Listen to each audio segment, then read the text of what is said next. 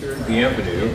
I've been a member of the Maury board for years. I've been vice president, president, and now I'm just an associate member because I actually live out 2 blocks outside of the Maple area, but that's okay. So my role tonight is simple. I will guide us through the agenda, keep things moving, and make sure everybody feels informed and respected as we go. This meeting is about the Maple area. It's about our streets, our homes, our quality of life. It's a chance to hear updates, ask questions, share concerns, and most importantly, to be part of a conversation rather than just observers of what's happening around us. Community meetings like this work best when we listen to one another, even when we don't all agree, and when we stay focused on solutions. So we've got a solid agenda lined up tonight with some important topics to cover and voices you'll want to hear from. We'll make sure there's time for discussion. I ask that we all keep our comments respectful and to the point so everyone has a chance to participate. And now I want to take a moment of silence for Paulette Perrian, who died unexpectedly a couple of weeks ago. She was a very great member of the Maury board for years and years and years. She was a pistol and she really got things accomplished. So let's take a moment of silence, please.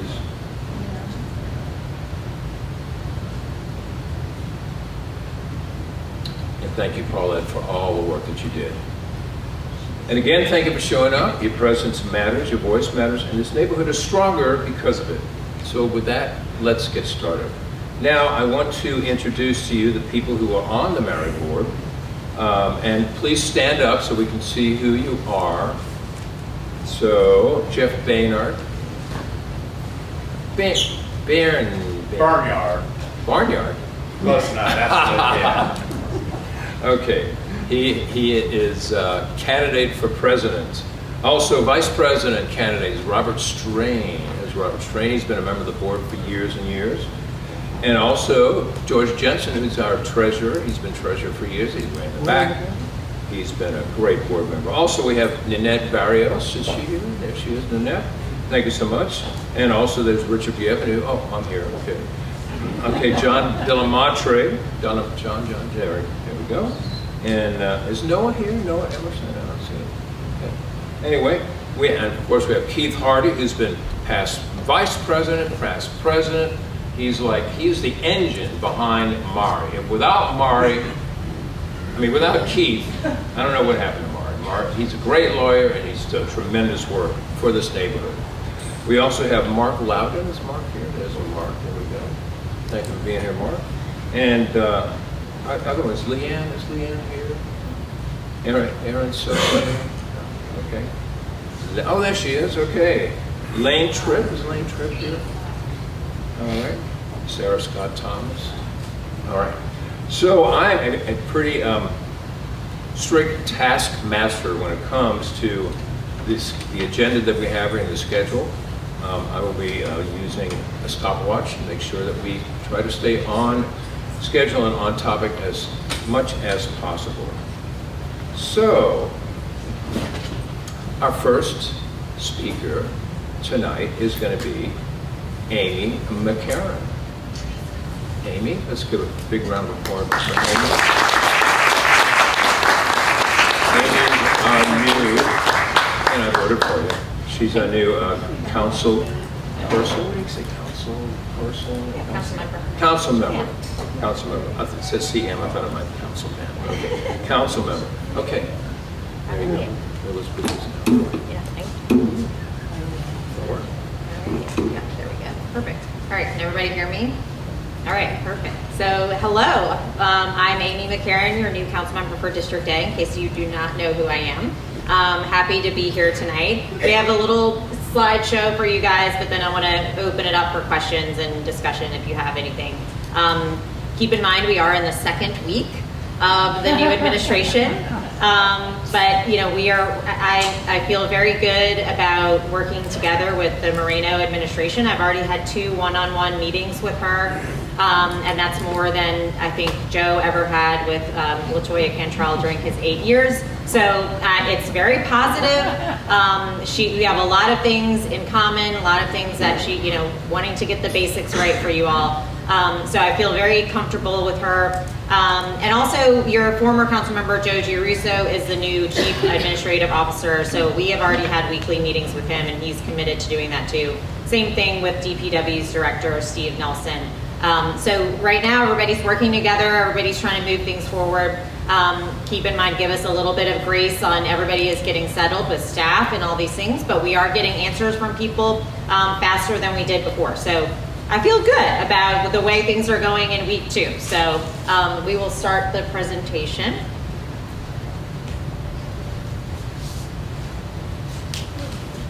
Okay, budget update.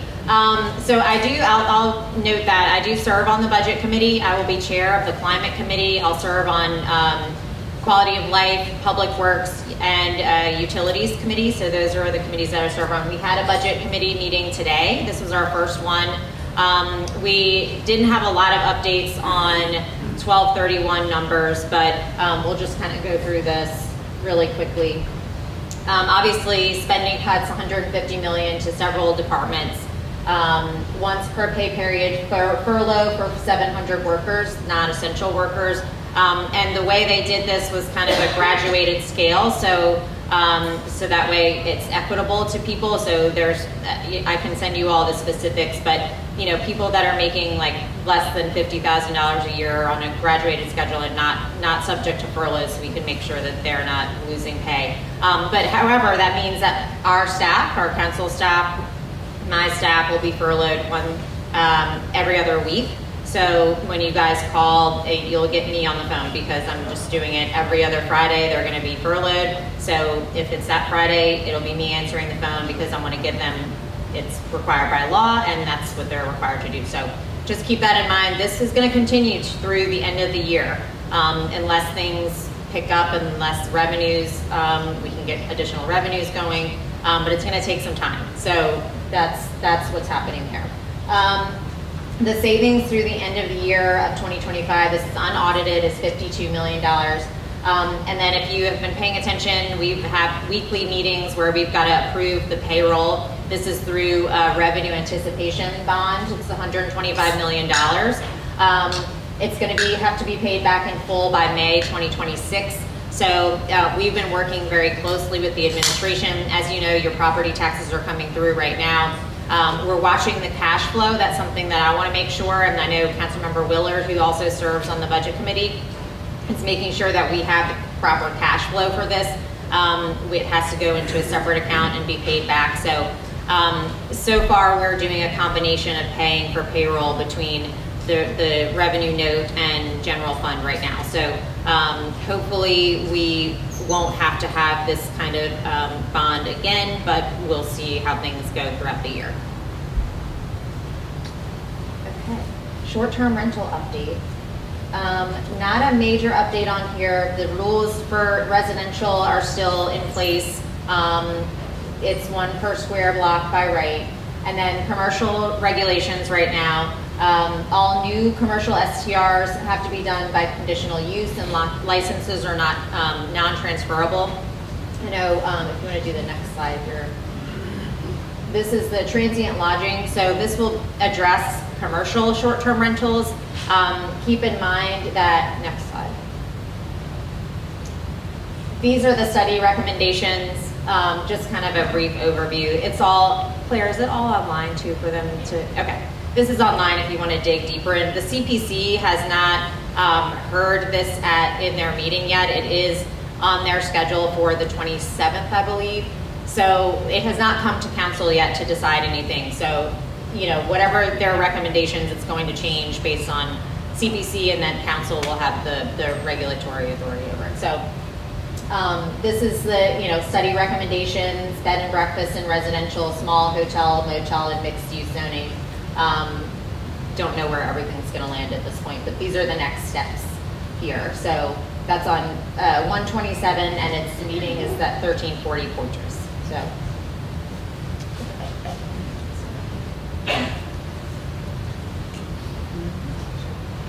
Okay, as you all know, doubles to dorms. You have the university area off-street parking overlay. This permits 3 bedrooms, 2.5 bedrooms by right. Any additional bedroom requires that off-street parking It exempts homestead properties, prohibits tandem parking spots, carves out commercial districts and affordable housing projects with the minimum driveway width, and prohibits parking under the main living structure. Claire did have a note that the overlay is up for looking at this year. I don't have any updates on that, but we'll be talking with the neighborhood, obviously. Okay, streetlights. This has been obviously a big deal for Mayor Moreno. This is also something that I talked about during the campaign, is that we do not have either enough streetlights or our streetlights are not being fixed fast enough. And part of that reason why we actually talked about this in the budget committee today is because we have no electricians apparently now. We have one person that does the traffic signal repair, but no one that can actually in-house that can do your streetlights. So the administration has promised to start hiring in-house instead of relying on outside contractors. This is something I talked about during the campaign as well, to start hiring this in-house staff, to working with our local unions on apprenticeship programs, on how we can incorporate that, provide opportunities for people, but also have them come and work and fix your streetlights faster. So that is something that we are also doing. It's called Light the Night, and we are compiling a list of all the different neighborhoods of the streetlights that are either out, or if there's a block or two in every neighborhood that doesn't have a streetlight that needs one. We are trying to go around and do an event where we actually light the night with flashlights, highlighting where to the administration where we'd like to see a street light fix or where we'd like to see another street lights. Next slide on this one. And solar powered streetlights, this is something on the climate committee that I would really like to incorporate on anywhere we're putting a new streetlight. We did a pilot program on Moss Street in the district, and it has solar powered streetlights. They have 80 hours of battery backup. They aren't connected to the grid, so the city doesn't have a cost to Entergy. They stay on during storms. They stay on during those random Entergy power outages that we have no explanation for. So they stay on, and they are bright lights. They're safe. So this is something I am encouraging the administration, hoping to get some additional funds to have more streetlights like that in places that need a streetlight. We're not talking about replacing all of the streetlights that we have with these, but just slowly incorporating as we build new ones to put these in.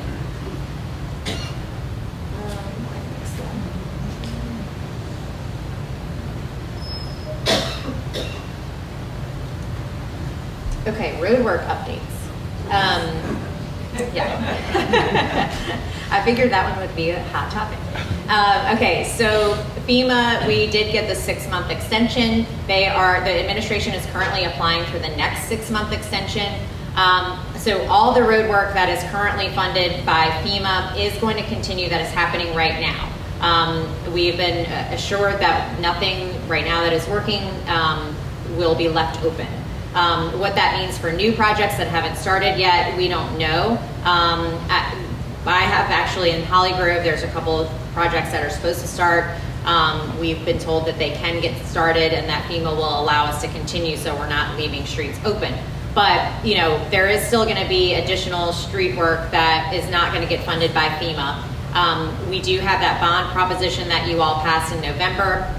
There is some money to incorporate into street work there. And I think, you know, something that I talked about with Mayor Moreno and CAO Giarrusso is that long-term strategizing on how we can sell additional bonds over shorter periods of time to open up additional road work projects. So just keep in mind, so this is the project that's happening right here. So that one will get finished with FEMA. Next. Okay, this is the Sewage and Water Board. That's the other road work that's been happening in your neighborhood. All subsurface work has been completed. Repaving is continuing through spring 2026. Sewage and Water Board is working with their contractors to provide an updated schedule. I think you guys have been like on a 2-week update schedule on Sewage and Water Board's website. You can check their website, or you can also contact our office and we can get some updates for you if you need them. Significant cuts where fill is needed, please email us and we will push them. All right, good. Now I will open it up to questions. Yeah, real quick, going back to streets. isn't true. It just, I live on Butte, but I work for Jefferson Parish government. So I'm very in tune to how, they function, right? Yeah. And I know that there's been a lot of work between the two on, curiosity with Melinda's team coming over and seeing how we run things in government, with Jefferson. And one of the things that I was shocked to find out is that Orleans Parish does not have an allocated tax for streets. Is that right? Yes. Can you repeat the question, because I'm sure not everyone can hear what you Yes. said. We don't have any, I believe a while ago there was a millage, a maintenance millage that people just didn't get renewed. So we hadn't been budgeting for street maintenance and I stuff hate like to- this. Yeah, so I hate to say this, y'all, but I mean, I've lived, and I'm new coming in, but I grew up on Broadway in Hickory. I went to school at Tulane, I went to Mercy Academy. This is my home. Like, I know this place off the back of my hand. But it's interesting to me, and we all hate the streets. They look like we have bouncing betties everywhere. It's like World War III out there. We all complain about it. But we don't, when we got to go for a tax to fix the streets, we don't vote to fix the streets for another tax. Nobody likes another tax. I don't, but there's no money. So we're complaining about the streets aren't fixed, but they're killing themselves on the other side trying to figure out how to get the money to fix it. I don't understand. Am I missing something? Corruption. So you think, We so don't we trust the think city. that they don't need a tax, that they're stealing the money. Somebody doing something. So why not get the GI to go in there and investigate, get an audit done? We do have auditors working, and look, I mean, I get it, because, look, the Cantrell administration has done a horrible job Something's wrong. with management of the FEMA roadwork. So I get it, because, look, it's been, some of you guys have experienced streets that have been open for 3 and 4 years, and that's because the previous administration did a terrible job with contracting. They incentivized contractors to open up as many streets as possible without closing them. And then this is how we ended up this way. And it's a whole complicated thing with change orders, and yes, FEMA had delays too, but and then also when we started ripping up roads, some of them we were like, oh, actually this should be a total reconstruction because we haven't done any maintenance on our streets. So, a lot of the scope changed. So it's complicated, but I understand, that's why I talked about the bond proposition. We have our bonds that we currently have. They are defeasing over time, so we will have capacity to sell more bonds, and I think that's kind of going to have to be the best approach at this point, to do it through a bond proposition where we are being specific on the projects we're trying to get done, specific and realistic, saying these are the streets that we know that will cost this amount of money, this is the timeline, and we have to stick to it, and we've got to have better contracting processes.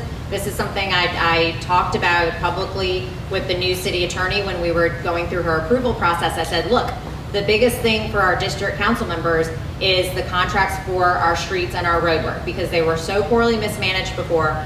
Not just, the time limits on it, but the noise and sound vibration monitoring, all of these things that have not been consistent, and they affect residents' daily lives. So she's committed to it. Steve Nelson, who will, if approved, will be DPW's new.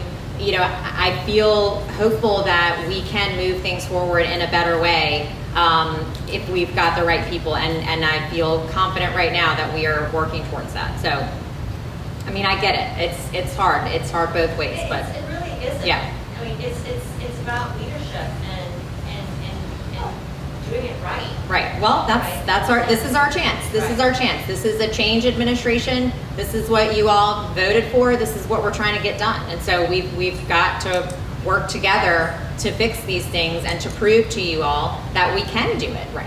Is this administration going after all the money the sewage and water board owns the city? Yes.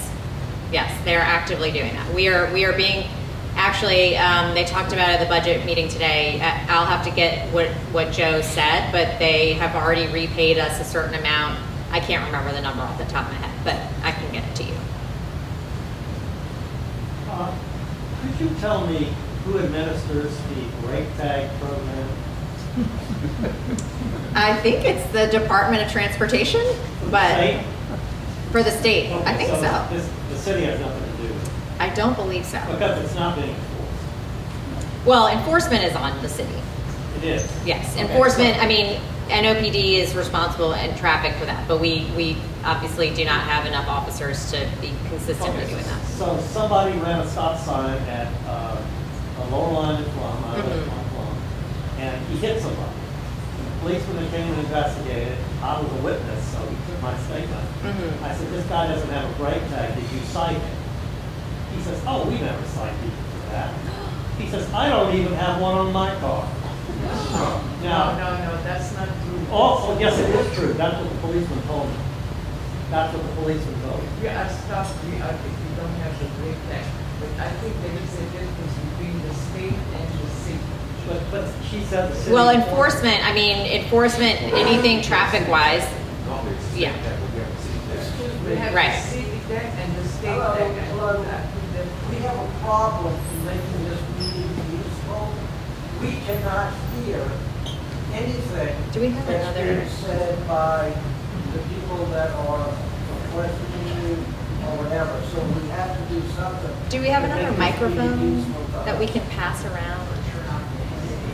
What, okay, well, I'll just tell you what he's asking about is there was a situation where someone ran a stop sign and there was an accident. And the person that hit the other person did not have a brake tag, but NOPD did not cite them. So he was asking who is responsible for the brake tag program, and I said, well, the state's responsible for, doing them, but NOPD is responsible for enforcing traffic, stuff like that. So if you would just email our office and we can just talk to what are we, second district right here? Yeah. Yeah, I did. I emailed Jerusalem, and he basically said there's nothing I can do about it. Okay. And I said, I pay for these brake tags, and yet this guy that ran a stop sign didn't pay for a brake tag, and the policeman didn't seem to care. Yeah. So if you Well, can't enforce the re-email us law, why again. do we have laws? Re-email us again. Please All email right, it to I'll me, do that. and then I'll get you right there. The hot topic in our neighborhood, we're on Plum Street, are the new and frequent, extremely high gas bills with this new company. And I know you probably already heard about that. Yes. But it is insane. It just doesn't make any sense. Yes. You try to figure out the bill, and you call them, talk to them, you hear a bunch of, Please. Are you all investigating that? Yes, please, anyone that has a problem with their gas bill, or if it's jumped up, we've been getting constant emails about this. They sent us a one-pager, we can send that to you, but also we have a contact directly with them. We may need to call them into a meeting at some point soon, because we are having this issue Something's across the city. So please, email us directly with your bill, and then we'll make that connection, and then we're saving it to discuss with them for sure. Yeah. I want to piggyback on something you said. I called them about gas smell, and it's frequent about a neighbor's property, and they just told me, just don't stand 15 feet. It wasn't my property, but I said, I need to report, and they said, Right. just don't stand, and I said, it's a consistent smell. Did anyone come out, even though it's not your property? And I said, I don't want to blow up, but I know Entergy would.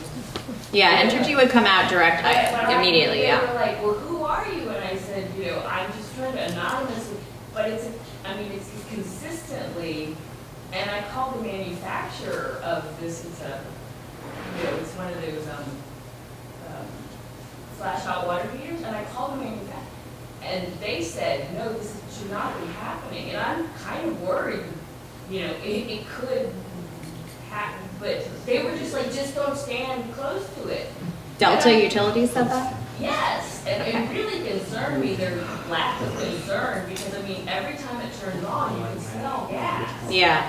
And so but that's not my question, but I just wanted to. Email us about that though, so I have that and I can ask I them. just want it on record. Yeah. know, and they just seemed like, why are you calling us? Yeah. You know, but my question is regarding the sewage and water board. The letters that I'm assuming most people in here have gotten regarding the lead. I don't know anybody who's gotten a response, you know, to the lead situation. Yeah. I know people have gone down there, and I was just wanted to know if you had any updates regarding. I lead pipe. don't, but I can get an update for you. I know that there was some some of it's federal funding, and I think some of that was questionable as to whether or not that program would continue, but I will get an update for you. I don't have an answer right now, but. It's just more to, you know, like, you get the email. Right, and then nothing's you don't done. get an email, Yeah. and it's just kind of like, I just want to know the status. Yeah, we'll get an update for you. Okay, perfect. Yeah. Thank you. How will you get an update? I'm gonna call sewage and water board Yeah, customers. but how will? Just her or Through, all of us? no, I'll get it to all of you, to the neighborhood association. It's just, I don't know anybody who's gotten anything, even going down there, so. Yeah, we'll get, are you, if you signed up, and also if you're signed up for my newsletter, Claire can get you that information and we can send something out through our newsletter too. So that way it's not just through the neighborhood association. Yeah, I got the same letter saying they don't know what's under the street. Okay. Right. I was here in 2001 when Butte Street and Hampton from Carrollton to Broadway were dug up, all new infrastructure, all new everything. I don't want them coming out, start digging, Right. to find out what, I just emailed them all that, I saw this is what you took out, this is what you put in. If they start digging up because we don't know what's down there, Right. it's only 20-something years ago. Yeah, yeah, we'll get an update for you guys on that. I have an absurd observation. I live on Sharp Street, which is open plumb. And on Oak Street, on the side of Fidelity, between Signals and Fidelity, Mhm. they dug up the same spot, 2 spots, about 4 or 5 times in the last 3 years. Yeah. We're having the potholes again. Yeah, We need people that do their work properly. Obviously, it wasn't done right. right. Well, look, that is one thing that having Steve Nelson, who used to be with Sewage and Water Board, coming over to DPW, we have for the first time ever since Katrina, we have an in-house crew that is now doing paving such as that, these repairs like that. So the administration is trying to build up so we can actually have our own equipment and have our own crews instead of relying on contractors that are inconsistent with these repairs and having this constant, like, this wasn't done right, so we have to do this again. So that way we have in-house crews for that. It's taking some time. Obviously, it's not going to happen overnight that we all of a sudden have workers and equipment, but it is a goal that we can get some of those repairs done in-house instead of having to rely on a contractor. If you need an update on your specific street, you can email us and we can continue to push them and check on it, and we can do that for you. But And on Carrollton Avenue in front of Fidelity, there is a huge pothole. Yeah. where your cars are not doing well. yeah, and it's been there for months. I know. Sewage and water board. I flush the toilet maybe twice a day. I take short showers. I don't use a lot of water. It was $79, and now it goes up to like $150. One person. Same here. That's wrong. Yeah. So Do you have a smart meter? I do have a smart meter. Has it alerted you that something is, typically it's supposed to alert you to say like something is weird with your water bill. Okay. Something is what? Something like, for example, I had a day where my husband left the hose running, and the smart meter emailed and text messaged me saying that, hey, your water usage is unreal right now, and that's how we need to go turn the hose off. And it wasn't a problem with the meter or a pipe. When I go to the site, it says, oh, good job, you're not using very much water. And yet they're charging me a ridiculous amount. Yeah, we have a company that is working on the front end of the billing, trying to solve those billing problems. So if you email us, we can check in with them. Susan, you had your hand up. Susan. I just had a note about the transient lodging study. There are 2 issues that are important for the neighborhood, specific to the neighborhood. Number 1 is the City Planning Commission is recommending the construction of hotels near the universities for the use of visitors. I wrote a long comment in opposition because, you know, we had, Loyola was planning a hotel last year, 57,000 plus square feet, 100 rooms, restaurant, swimming pool on St. Charles Avenue between Lower Line and Pine. That was scuttled within a couple of months last spring, but we expect it to come up again. In the meantime, CPC is recommending construction of hotels with no hard data at all. I wrote a long comment. A couple of other people in this room may come to the CPC meeting on Tuesday.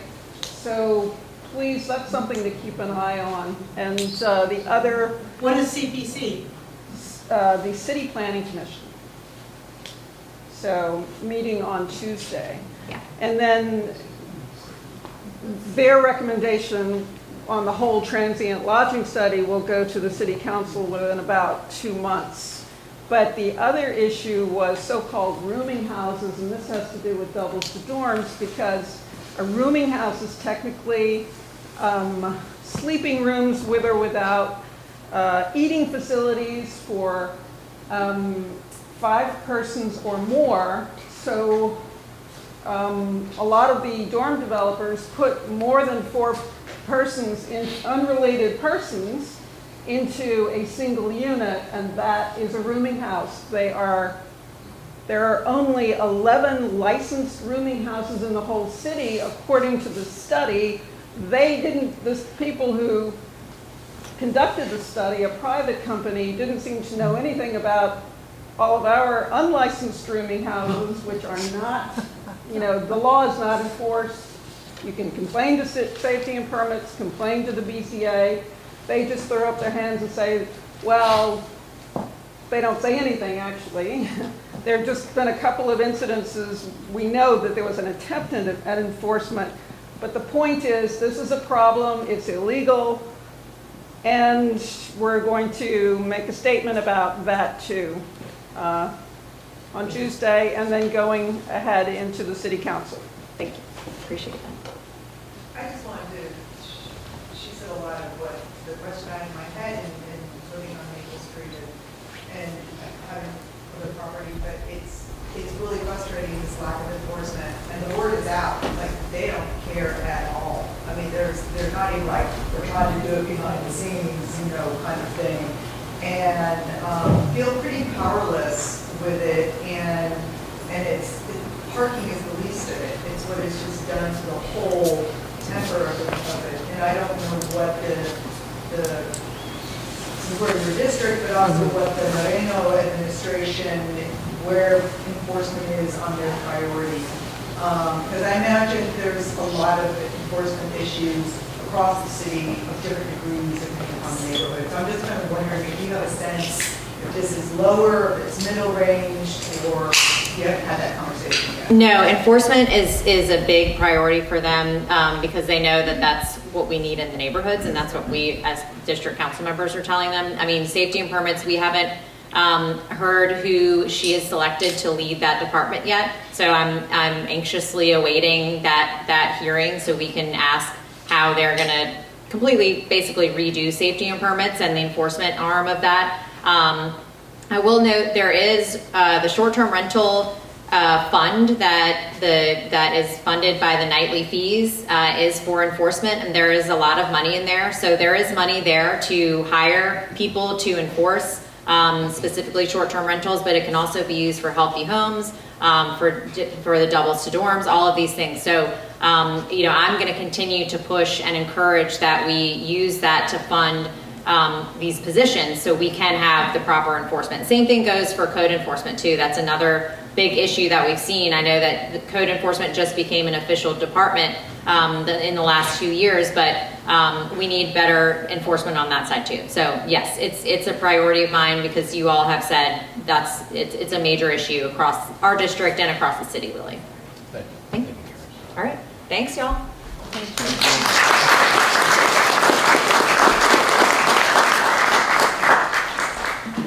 right, thank you so much, Amy.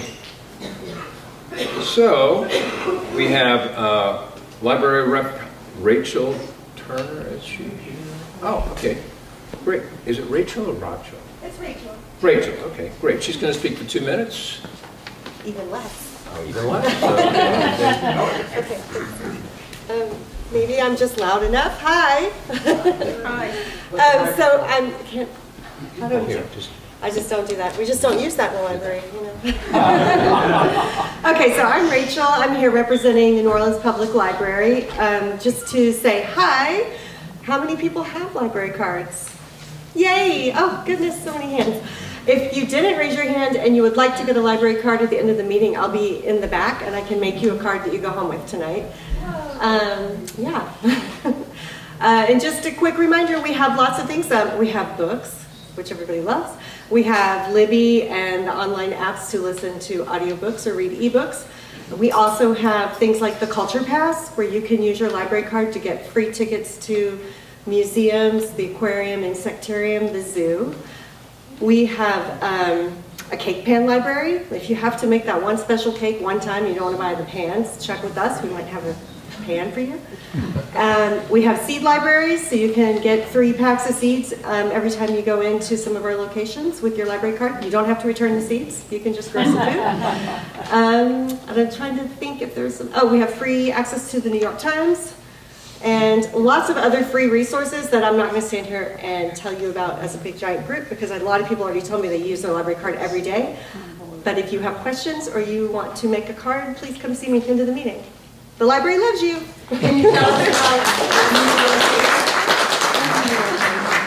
Also want to say, I work at the zoo, and people come with those culture passes, and you can, correct me if I'm wrong, Rachel, you can have 5 people, you and 4 of the people, right? Yes. For a culture pass, for free.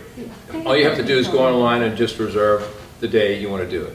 So that's pretty cool. Also, at the library, if you like to watch movies, they got tons of DVDs. So you gotta have a DVD. What do we do about Nick's library and parking? What is Well, the that's question I don't know what's going on with that. So that's a challenge. All right. So results of the election. Everybody got elected. Yay! So our new president and a new vice president. And our treasurer. You want to give the treasurer's report briefly? Yes, George left me a slip and pay brewery. We have $2,086.41 in the bank, not counting the checks that came in tonight. So, thank you very much. Excellent. All right. Our next speaker is going to be Isabel Wilson, who's Representative Freeman's legislative assistant. She'll be speaking for about 10 minutes. Let's welcome Isabel.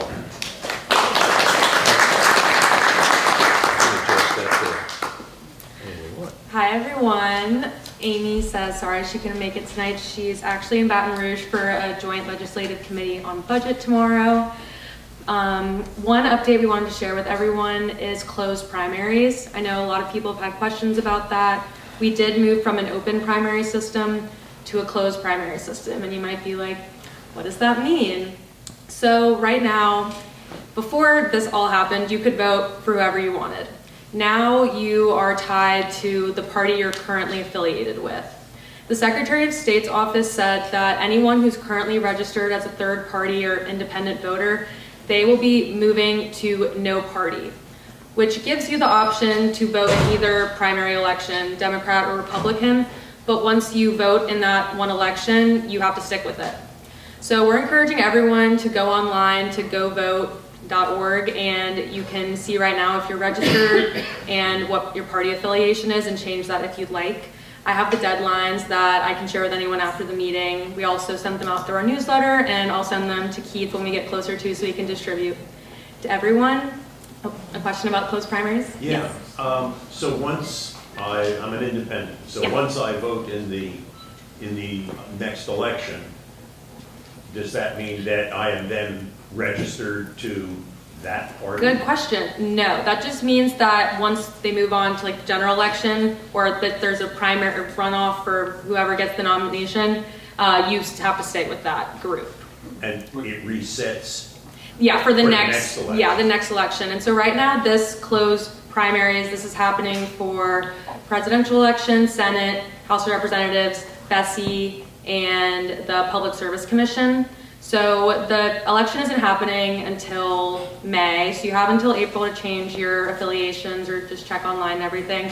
But we just wanted to make sure everyone is aware of that right now. Rep. Freeman does have some concerns about this closed primary system because a lot of people in our district vote by mail and automatically are sent mail-in ballots.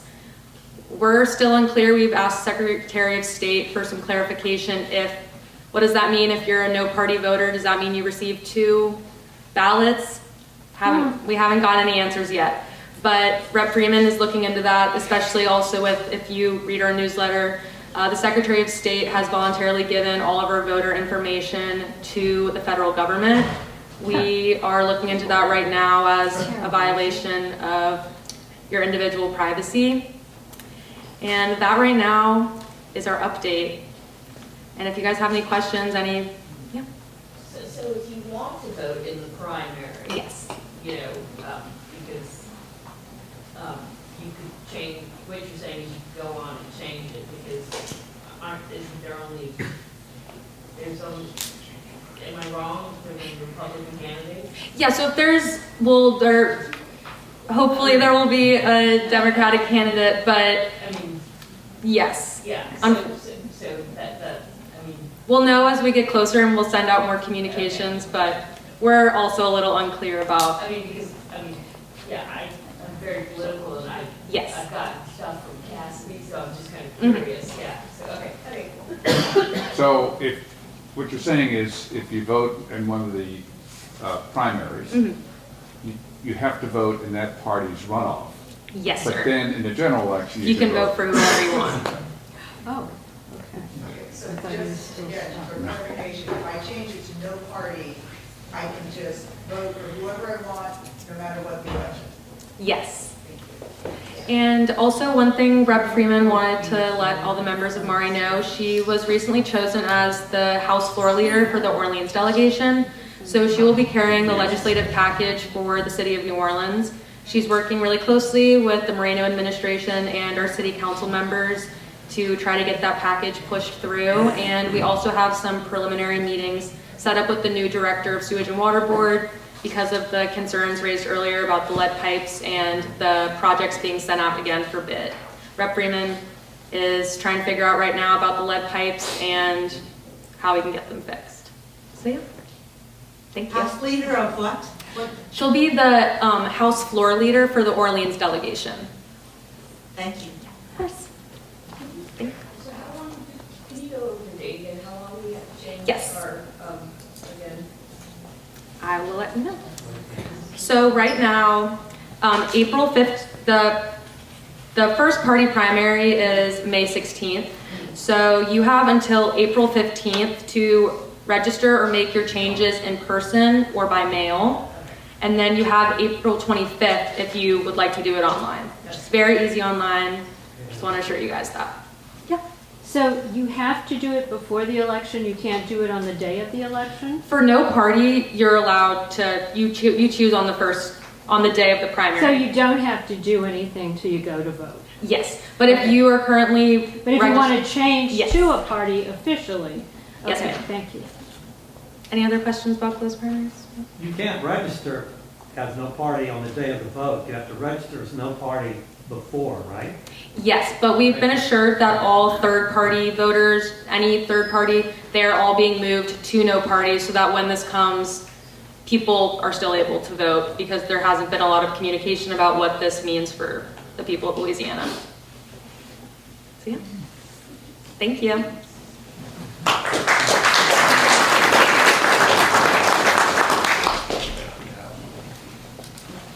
All right, thank you very much, Isabel.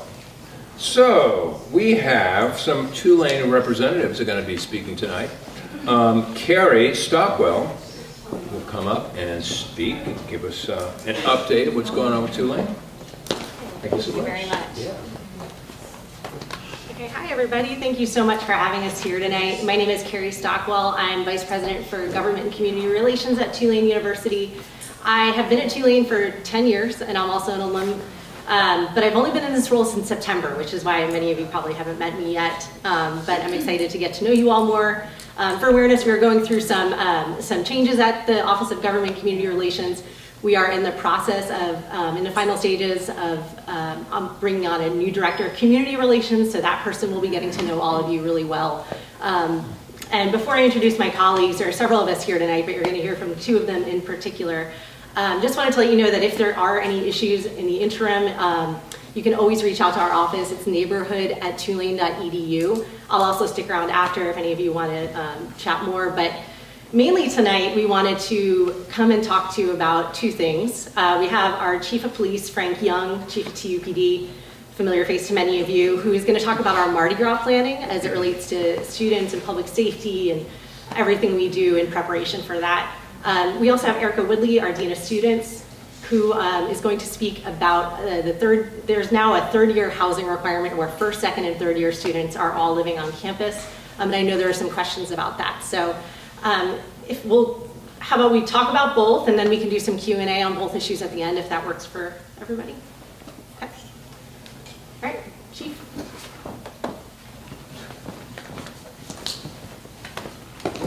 Thank you, Carrie. Hello, everyone. So I'm going to tell you about Mardi Gras. It's the 17th of February. We tried something new last year, which was to set up barricades at each end of Broadway for 2 periods. One period is going to be Saturday, which is this big Saturday weekend. I believe that's the day of Endymion. And I think that typically is the big day for Mardi Gras uptown. If, and I say if, when, because it will happen, the pedestrian traffic is so heavy that it's not safe to mix vehicular traffic and pedestrian traffic, we will close Broadway in both directions for one length. This is something that you all are accustomed to. It's no different than what the Sewerage and Water Board has been doing for the last however many years. But I'm giving you advance notice that this is going to happen. So that is the Saturday of Endymion. Okay, that's the big Mardi Gras weekend. And Tuesday morning, Mardi Gras morning, hopefully you'll be asleep and you won't even know that this is happening. But generally, Mardi Gras Tuesday, Mardi Gras Day, winds down very early on Broadway. The big night is Saturday. Of course, we remembered the New Year's Eve incident where someone drove a truck through the crowd, and that haunts me. We've spent several $100,000 on this barricade system, and we're going to use it for Broadway to prevent that from happening. It's the same thing, I believe, that they are now using downtown. They're called, it's a Meridian barricade system, if you want to look it up. Don't try to ram it with your car. It will do serious damage. We have shuttles that go back and forth from Tulane to the parade route. Our students are encouraged to use that.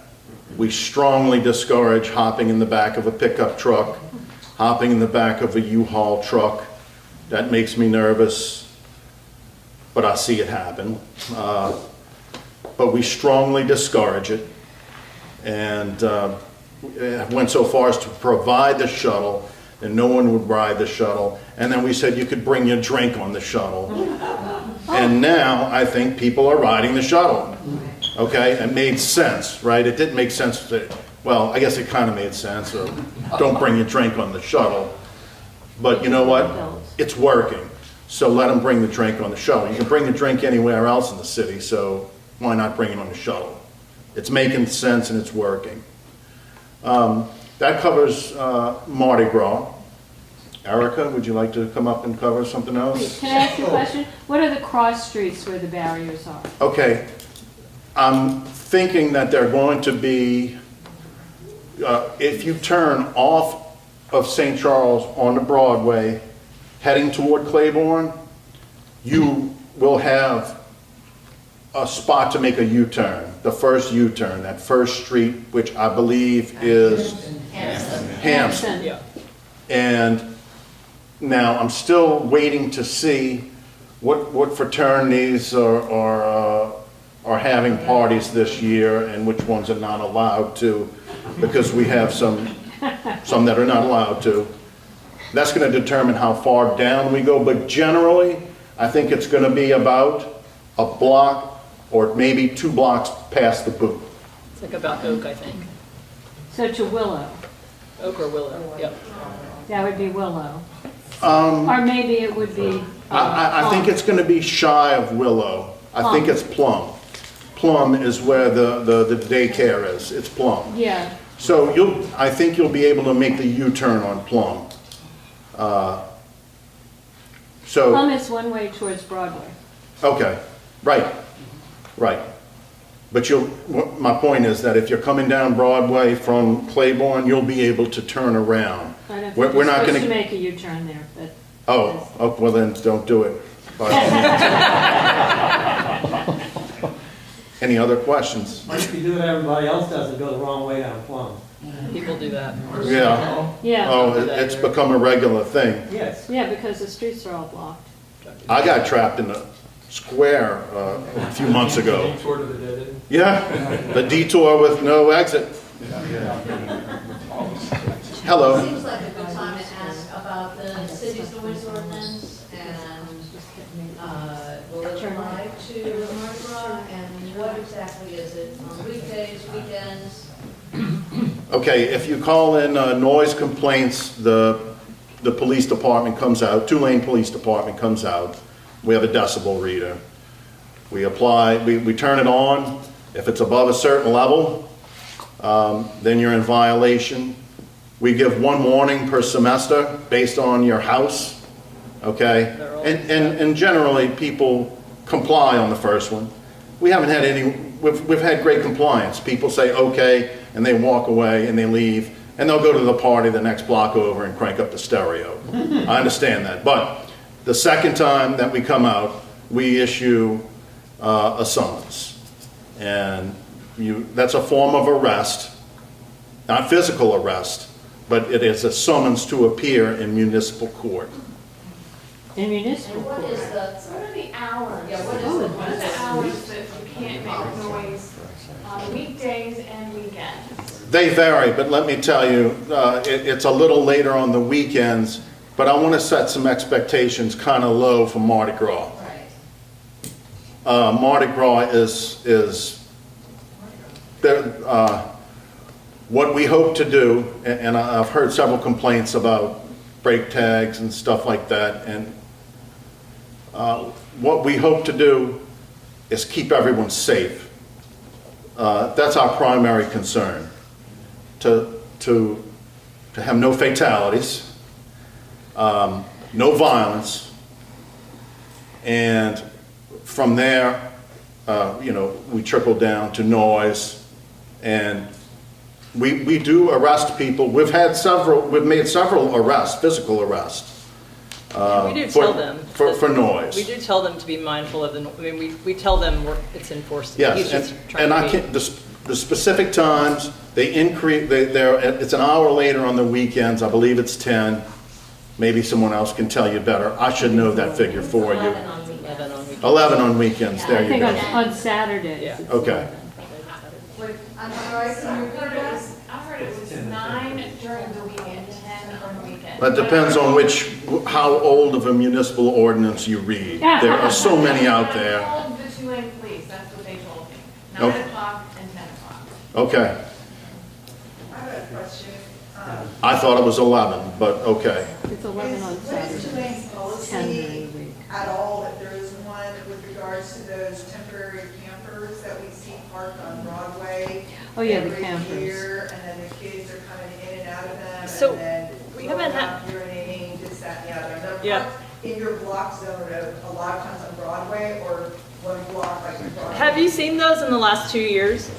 Because I think we've done really good work at Okay. derailing them. Like we've basically, and we. I did see it last year, I can't say the year before, but I saw Yeah. one last year. I think we've done a lot of work to really discourage those, and also I will tell you, this is like one of those things where I think we've made moves about getting them to not use the box trucks, the U-Hauls, and now they're using pickup trucks, which is actually not better, but we'll get there. We're working on it. And I plan on having the barricaded zone, a no parking zone also. Yep. So it's a much cleaner look. Good. It brings the. That just pushes them into the neighborhood, so. No. Well, what I'm hoping to accomplish, and we did a little bit last year, I noticed some success with it, is that it discouraged people from having, 20 amp speakers in the backyard. Okay, they're moving to the front yard because the party's on Broadway.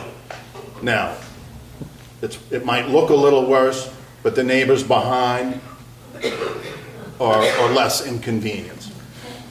Yes, sir. The campers, it's a municipal parking violation to park a camper on the street, and the ticket's pretty stiff, it's $1,000. And if it's a rental camper, normally the rental agency will charge the car of whoever rented that vehicle. That's perfect. And in the past, we always called the city, and they did come out, the city police department kind of abandons us at Mardi Gras. Yeah, and that's, Tulane, but they would send it out on that weekend before Mardi Gras and ticket a lot of those campers. What is your problem? Sorry. yes, go ahead. What about parties that would any of us would require a permit for? And they're obviously Tulane party. What is your policy on that? Can we call you? And how, I mean, You can we're call not us talking for about anything. Mardi Gras, we're talking Yes. about in Yes. general, like weekend Yes. parties. You can call us for anything. You can call. And And how would that be handled? Is that as I just told you about the noise ordinance, if we go there and they're, during the day, it's like a Saturday. same thing, It still applies. same thing. Yeah. I'd like to, last year we had a lot of problems with one specific fraternity, Kappa Sig. And you guys are great, just want to let everyone know. We actually bought a sound monitor, and I could just put it by my window, and when it hit the magic number, 70, I would call you guys. It is the magic number. And they were coming out, they came out and shut them down. And so it does work. And when the apartment, the old house that's a dorm, it's a double, whatever, on St. Charles Avenue, were having a party in their backyard, I called you guys came out, whoop, they all left. Thank you. I'd like to say that now this is just August 14th. We measure by semester, okay? So August 14th through November 13th, that was the entire fall semester that just passed. We handled 2,524 calls for service off campus. So that's in the perimeter. Those are calls that ordinarily would be left to the NOPD for whatever it is. Yes. Susan Johnson, have you ever had calls to the new cannabis retailer at 1407 South Carrollton? I've heard complaints about it tonight. Okay, no calls yet? I don't think so.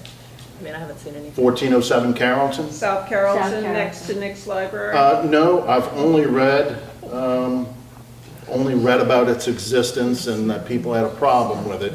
Okay. But I will look it up and see.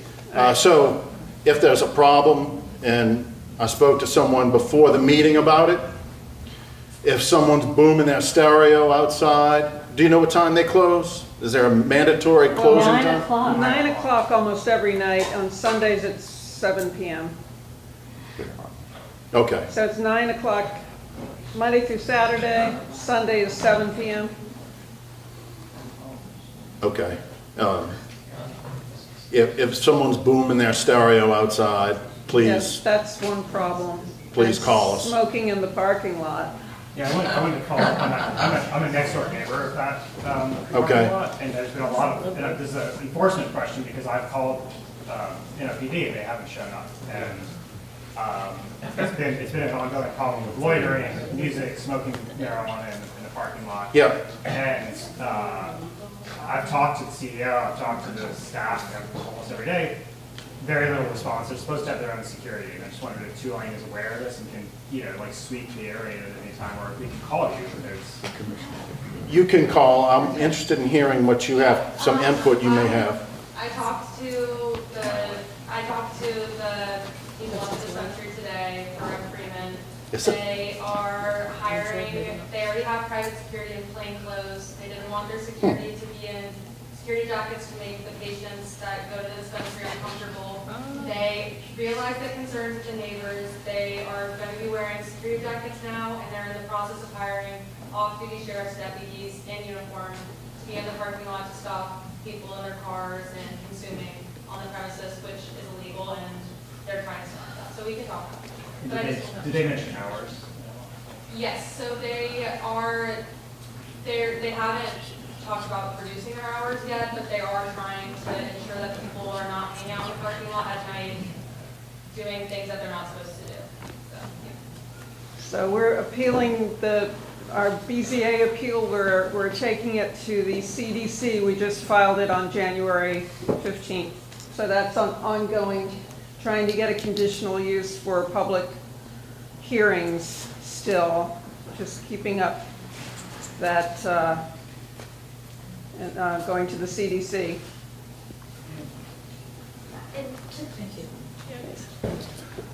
I would like to give kudos to Chief Young. These chairs are treacherous. I'd like to give kudos to Chief Young for the performance of his department regarding noise complaints. My experience is it doesn't matter what time of day it is. It could be 2 o'clock in the afternoon, and if your windows are rattling because the SAEs are blasting their music, I can call that department and they come out and they do shut it down. On a serious note, though, and this is not you two, and you've gotten my letter. What is being done about the sanctioned torture that goes on during Pledge Week at the fraternity houses? This is not unique to Tulane. This is nationwide. Many universities have outlawed fraternities. The letter or the article in the Hullabaloo, I would recommend all of you read that, especially this young man whose last name is Hausman. His report of it, he has possibly permanent brain damage from a hazing incident that was not unique to that one particular fraternity. This goes on every year. Every year somebody gets killed from it. And in fact, this one actually included sexual assault. And this is, and I suspect that this is above your pay grade to handle it. I mean, we're dealing with it. You know, I think there are a lot of things that have changed about this. You all have probably heard of hazing on college campuses for many, many, many years. It's not a new problem. I think what is new is there's some state and federal legislation that's kind of changed how we deal with it. Every time we get a report of hazing, we are immediately notifying law enforcement. And we have, at Tulane, and many places do this, we have multiple ways people can report. We have an online reporting system, and you might, I mean, this is sort of, you would probably guess that when you call in a bunch of people who are new members of an organization and say, hey, are you being harmed in these ways? They mostly say no, because for them, it's worth it to be kind of the social affiliation of this organization. So this is a challenging thing. We've done some things at Tulane, including adding something called Real Response, which is a text function that you can, so someone can anonymously communicate with us without saying, like, I'm the person who's giving you this information. And so we can get real information, so we're able to actually follow up with this stuff. And, you know, I think there are still, like, very valuable things that come from Greek organizations. We can debate that later, John, but I think, I think we're doing what we can in order to make sure that people feel really comfortable reporting and that we're getting the information. I think that's the first part. And then the other thing that both the Caleb Wilson Act and the federal laws require now is a lot more training, kind of targeted training around hazing. And I think, we do a lot of training at Tulane, and you think a lot of it kind of goes in one ear and out the other, but this does seem to be something that's sticking with students, because we're getting more reports of kind of minor stuff. But 95% of hazing incidents are not reported, number one. That's an old statistic, but I do think that, What is it now, 90%? We're moving in the right direction, I would say. Okay. And this kid reported that they were made to stand up and recite the Phi Kappa Sig's hazing policy 10 times while they were standing there being beaten with cayenne pepper on them.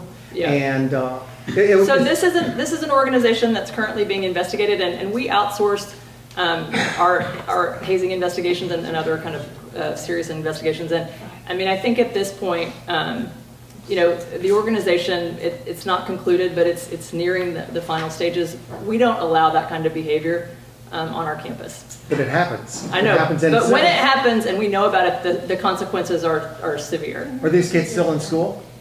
I can't comment on individual students, but I would tell you, if someone is involved in that kind of behavior, the chances of them continuing are very slim.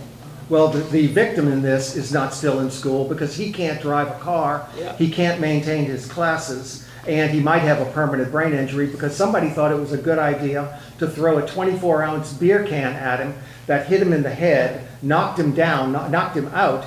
Then they put him on a bar stool, and he falls over again. People may not have heard. And he hits his head again. He's bleeding now, and then they keep him in the house to watch him overnight. This is some serious, this is Guantanamo stuff. And I would also say, the other thing, and this is not to throw our other organizations under the bus, but this behavior is not limited to fraternities. Unfortunately, developmentally, this age group is susceptible to really serious groupthink, which is why we have to do this education not just to fraternities and sororities, but to all student organizations. One more question. Thank you, Erica. Thank you. You're welcome.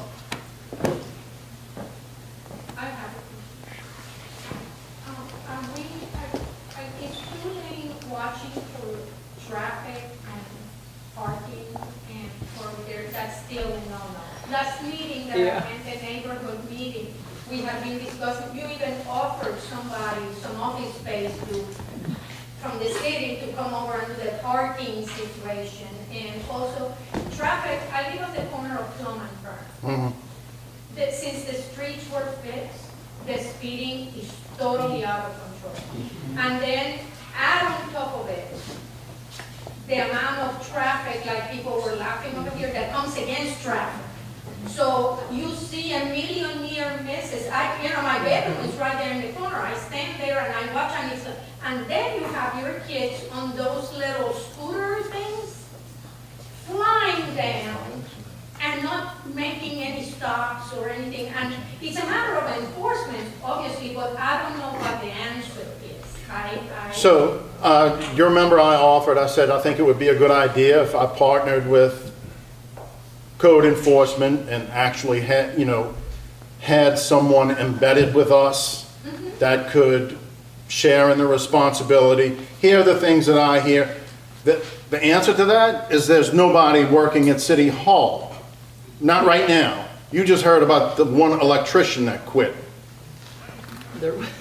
Okay? So I'm not saying that there's no effort at City Hall. They don't have anyone in code enforcement to give me. They don't. I'm optimistic that that'll change, but they don't have anyone to assign to me. If we can shift gears for just a minute so I can talk to you all about there were some questions about the third year residency requirement. And I wanted to just make sure that folks understand kind of what we're doing and why we're doing it. This year is the first year that juniors are required to live on campus at Tulane. And we made this decision for a lot of reasons, but the primary one is that research shows pretty strongly that students who live on campus perform better academically, they're more engaged in the university community, and we were having an increasing number of students involved with, bad landlords, getting kind of taken advantage of or living in properties that were not places you would want your kid living. And then also, we got a number of neighborhood complaints about students living in properties and not really understanding how to be a neighbor yet. And so for all those reasons, we made the decision to move juniors on campus. So the first year, students don't love it right out of the gate. We're working on that. I think they're warming up to it. I think it's more convenient. But the students who are required to live on campus are juniors. And there are some exceptions that have been made. And someone asked if we've had a lot of exceptions. And I would say the answer is no. We do have some students who were exempted because of ADA reasons. And so we have a very rigorous process by which someone has to go through to show that they have a documented condition. And we do everything we can to try to accommodate that on campus first. And so, if someone says, I have a gluten intolerance and I have to have my own kitchen. Well, we have kitchens. And so we can put you in an apartment with your own kitchen. And so we do what we can to accommodate these things on campus. Occasionally, there may be a situation where we can't accommodate it on campus. And so I'll give you an example. We have a recovery community and we have a recovery house. We don't have a sober living facility. So if someone's new to their sobriety and they need something that has kind of a little more oversight than what we can offer, we would exempt them and allow them to live in a sober living house, that kind of thing. But the number of the number of students who are exempted from first year to fourth year it's really low. It's under 50. And I'm assuming that students with families are also exempted. If they live locally, yes. Right. And with or without cars, by the way. I'm sorry? Juniors now living on campus, are they with or without cars? So they can have cars, but their cars are parked downtown. People were really excited about it. No, I'm serious. We have and I know you guys think that they're not doing that, but they actually are because they don't know what to do with their cars. Well, we had a situation just recently where part-time parkers came to cut a tree, and there was a car parked right under the tree, and it had to be moved. Yeah. And the kid, someone said, oh, I know, it's my friend and whatever, and that car had been there for 2 months coming and going.